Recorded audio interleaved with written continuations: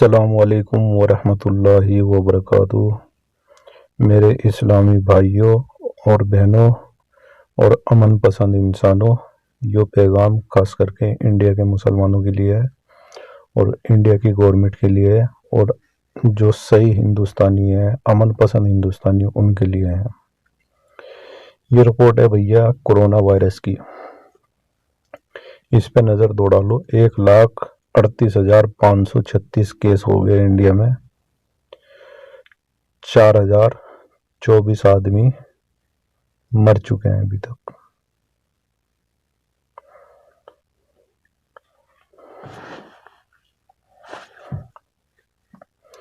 चार 4,024 आदमी मर चुके हैं, डेथ हो गई है इस बीमारी की वजह से, कोरोना की वजह से। हम आपको स्टेप बाय स्टेप बताएंगे इसके जिम्मेदार कौन है, इसके गुनहगार कौन है और देश में ये कोरोना किस वजह से आया।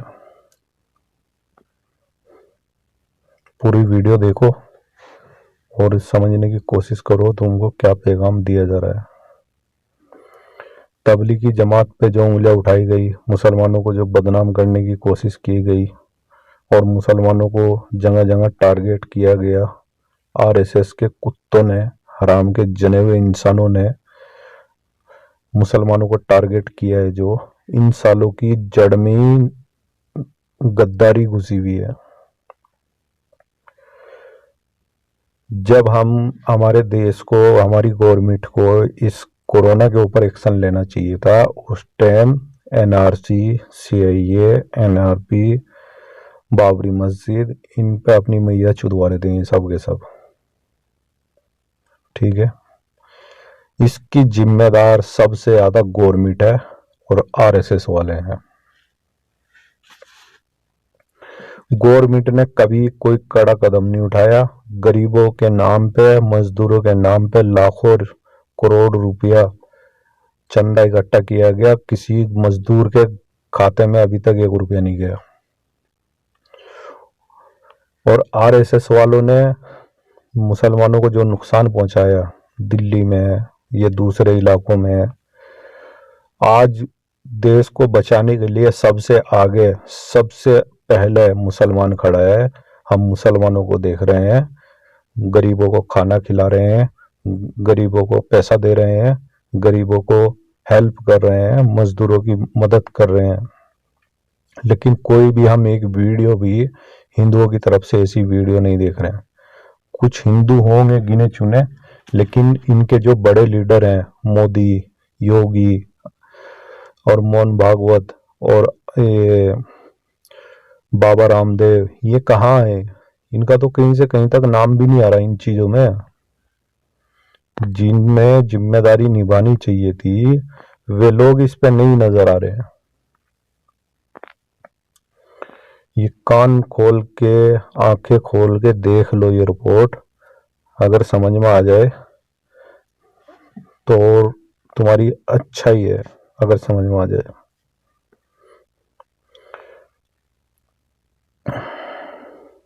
पूरा इंडिया इस टाइम खतरे में है। बहुत बड़ा खतरा मंडरा रहा है इंडिया के ऊपर। देखा भैया, और इसमें आपको एक बारीकी से नजर देखनी चाहिए। इसको अच्छे से देखो, गौर से देखो, इसमें क्या फैक्ट नजर आ रहा है तुमको। ये तुम्हें छोटे अक्षरों में दिख रहा है 7,111 आदमी आज एक दिन के पेशेंट हैं। 7,111 आदमी, 156 आदमी आज एक दिन की डेट है। जो आदमी मर चुके हैं आज एक दिन की डेट है 156 आदमी। 7,111 आदमी एक दिन के पेशेंट हैं ये इंडिया में। 7,000, 10,000, 8,000, 5,000, इस तरह से अगर डेली केस बढ़ेंगे तो हिंदुस्तान का क्या होगा? 1,38,536 केस हो चुके हैं। तो ये असली हिंदुस्तान की तस्वीर है, ये असल हिंदुस्तान है। और मोदी की इसमें इतनी बड़ी लापरवाही, इतनी बड़ी, भाई वो काम हो रहा है हिंदुस्तान का, जैसा देश वैसा भेष। ठीक है, जब जाहिल जपाट आदमियों के हाथ में हुकूमत होगी, हुक्मरान बनेंगे, जाहिल अंगूठा छाप जपाट आदमी अंगूठा छाप बनेंगे, तो देश का तो बेड़ा गर्क अपना आप ही होगा। ये देश की जनता ने बहुत बड़ी गलती करी और इसकी बहुत बड़ी कीमत चुकानी पड़ेगी देश की जनता को।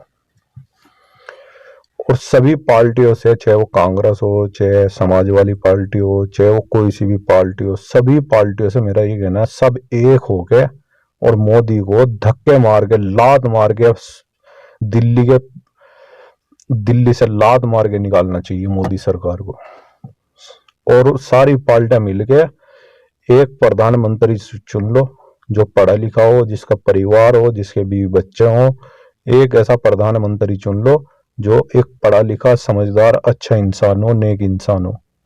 और मोदी सरकार को सारे मिलके लात मार के दिल्ली से धक्के मार के निकाले। ऐसा करोगे तो हिंदुस्तान बचेगा, नहीं तो भाई साहब हिंदुस्तान की बहुत बड़ी तबाही नजर आ रही है।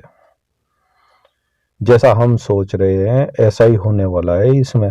अगर ये हालात ऐसे ही चलते रहे तो 2 महीने के बाद ये 4 लाख 5 लाख तक पहुंच जाएगा मामला और कंट्रोल से बाहर हो जाएगा मामला। कोई भी फिर अफरा तफरी मचेगी। जैसा इटली में माहौल हो रहा है उससे भी ज्यादा भयानक हिंदुस्तान में होने वाला है अगर अभी भी। और दूसरी बात क्या करिए, अगर इनको खोलना ही था तो हॉस्पिटलों को, एम्बुलेंसों को इनको सुविधा देते, गरीबों को पैसा देते, गरीबों को खाना देते गवर्नमेंट की तरफ से। अगर ये पहल करी जाती तो बड़ी अच्छी बात थी। तो मोदी सरकार ने क्या करा, शराब के ठेके खोल दिए, दुकानें खोल दी शराबों की। शराब पियो, शराब से मरो पी गया। अगर हिंदुस्तान के अंदर यो माहौल होगा, शराब बेची जाएगी, मस्जिद मंदिर बंद रहेंगे, अरे भाई कैसे ये बीमारी खत्म होगी। 3 महीना हो गया लॉकडाउन हुआ 2 महीना हो गया, मस्जिदें बंद है, मदरसे बंद है, मंदिर बंद है। जब तुम, जिसने तुम्हें पैदा किया उसी से तुम तौबा नहीं करोगे तो ये बीमारी कैसे खत्म होगी। ये तो और बढ़ती जा रही है, ये तो और केस बढ़ते जा रहे हैं। तो हिंदुस्तान की गवर्नमेंट निकम्मी गवर्नमेंट है, साले चोरों की गवर्नमेंट है, बदमाशों की गवर्नमेंट है। और सारी हिंदुस्तान की आवाम को यो क्लब लेना पड़ेगा, सारी पार्टियों को इकट्ठा हो गए मोदी सरकार को लात मार के, सालों को कुत्ते की तरह मार के दिल्ली से निकालना चाहिए, तब इनकी समझ में आएगा। और इस आरएसएस को, इस रंडी के बच्चे को, आरएसएस को, इनको हमेशा के लिए बैन कर देना चाहिए सालों को। इन्हें, इनकी वजह से हिंदुस्तान की जीडीपी, हिंदुस्तान को बहुत बड़ा खसारा हो रहा है, बहुत बड़ा नुकसान उठाना पड़ रहा है आज हिंदुस्तान को आरएसएस की वजह से। इन मादर चौदों की वजह से, रंडी के बच्चों की वजह से हिंदुस्तान आज नीचे जा रहा है। सारी दुनिया के मुल्क ऊपर जा रहे हैं, हिंदुस्तान नीचे जा रहा है। तो कोई भी आरएसएस वाला हुकूमत में टिकट न ले, कोई भी आरएसएस वाला गवर्नमेंट की जॉब न करे, इस पे हमेशा के लिए बैन कर देना चाहिए इसको। और मुसलमानों को ज्यादा से ज्यादा ही नुकसान पहुंचा रहे हैं। इनको पता है कि मुसलमान इनके बाप हैं। अभी मुसलमानों के लिए मैं एक छोटा सा मैसेज दिखाना चाहता हूं, वो भी देख लो।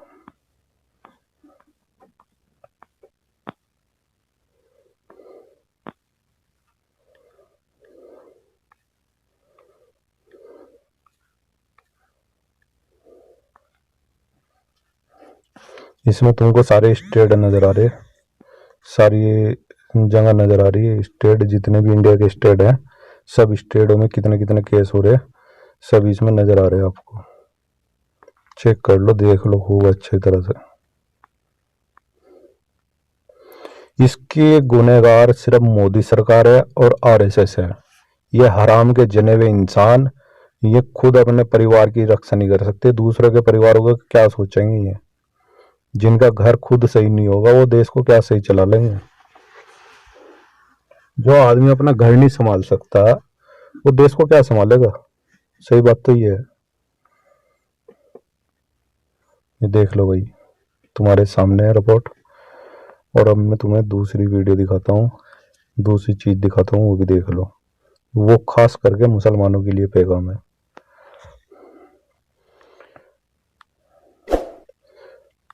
आओ दुनिया। पहले इसको देखो और फिर समझियो। ये जमीयत उद क्लब है, हमारे जो इंडिया के अंदर संगठन है जमीयत, ये देवबंद की संस्था है और देवबंद से जुड़ा हुआ एक इदारा है जमीयत उद क्लब। तो ये भाई साहब अपनी जमातों से जुड़ के रहोगे तो तुम सुरक्षित रहोगे, नहीं तो कोई कीमत नहीं होती। जो एक हाथ खुला हुआ होता है ना, उसकी कोई कीमत नहीं होती। मुट्ठी बंद रहती है ना, उसकी बहुत बड़ी वैल्यू होती है। ये देखो पहले तुम। को बतलाए हम एक जिंदा कौम है, तर्ज अमल से ये दिखलाए हम एक जिंदा कौम है। आओ दुनिया को बतलाए हम एक जिंदा कौम है, तर्ज अमल से ये दिखलाए हम एक जिंदा कौम है। आओ दुनिया को बतलाए हम एक जिंदा कौम है, तर्ज अमल से ये दिखलाए हम एक जिंदा कौम है। इंसानों को जीने का अपना कायद अपना रहबर है सालार मदीने का। वो जिसने असलूब सिखाया इंसानों को जीने का, अपना कायद अपना रहबर है सालार मदीने का, है सालार मदीने का। कहने से फिर क्यों शर्माए, हम एक जिंदा कौम है, तर्ज अमल से ये दिखलाए हम एक जिंदा कौम है। दुनिया को बदलाए हम एक जिंदा कौम है, तर्ज अमल से ये दिखलाए हम एक जिंदा कौम है। आओ दुनिया को बदलाए हम एक जिंदा कौम है, तर्ज अमल से ये दिखलाए हम एक जिंदा कौम है। सबसे बेहतर उम्मत हमको फरमाया कुरान ने, जज्बों से सरशार किया है जज्बाए ईमान ने। सबसे बेहतर उम्मत हमको फरमाया कुरान ने, जज्बों से सरशार किया है जज्बाए ईमान ने, जज्बाए ईमान ने। तूफानों से क्यों घबराए, हम एक जिंदा कौम है, तर्ज अमल से ये दिखलाए हम एक जिंदा कौम है। आओ दुनिया को बदलाए हम एक जिंदा कौम है, तर्ज अमल से ये दिखलाए हम एक जिंदा कौम है। आओ दुनिया को बदलाए हम एक जिंदा कौम है, तर्ज अमल से ये दिखलाए हम एक जिंदा कौम है। गुलामी के सब कांटे जंजीरों को तोड़ दिया, डट के हर जालिम के आगे जुल्म का धारा मोड़ दिया। तो गुलामी के सब कांटे जंजीरों को तोड़ दिया, डट के हर जालिम के आगे जुल्म का धारा मोड़ दिया, जुल्म का धारा मोड़ दिया। कसरे इस्तबदाद गिराए हम एक जिंदा कौम है, तर्ज अमल से ये दिखलाए हम एक जिंदा कौम है। दुनिया को बदलाए हम एक जिंदा कौम है, तर्ज अमल से ये दिखलाए हम एक जिंदा कौम है। आओ दुनिया को बदलाए हम एक जिंदा कौम है, तर्ज अमल से ये दिखलाए हम एक जिंदा कौम है। मजबूरों दर गौर वजूदे जन को नंगो नाम दिया, रिश्तों को तकदीस अता की शर्म हया इनाम दिया।